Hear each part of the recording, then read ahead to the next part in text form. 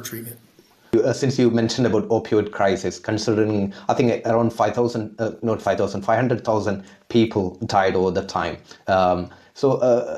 When these pharmacies, like, all these big pharmacies, they have this intention to market and, advertise just like what happened in the past. So do you think we have strong communities, or in the US, do we have a strong network or people or communities or NGOs working against these pharmacies, hijacking the system, because I think it's a huge business opportunity for them. We haven't seen much of opioid crisis in India yet, in many of the part. I mean, especially in the south.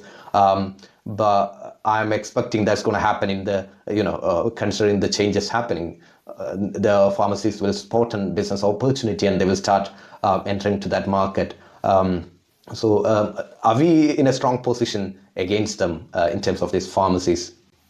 Yeah, that's a great question. And that's actually where we're doing a lot of our work here in Colorado. So you may be aware that the pharmaceutical industry, that includes the drug makers, the marketers, the advertisers, have all settled multi-billion-dollar lawsuits.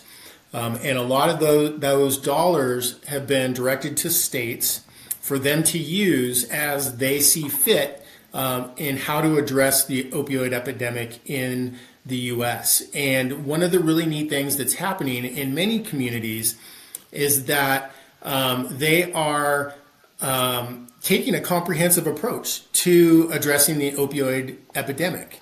And so in some communities in Colorado, they're devoting dollars and efforts to prevention, to treatment, to law enforcement, all those things that we've been talking about.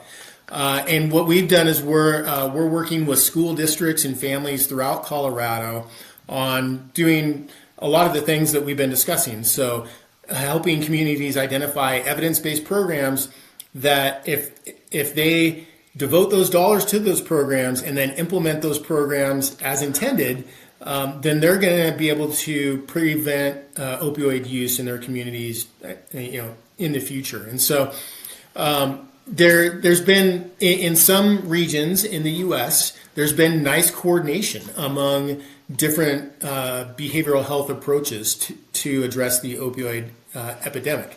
Now, one of the things that has happened is that, the pharmaceutical companies have been sued in the U.S., and so now they're turning their eyes to other countries outside of the U.S.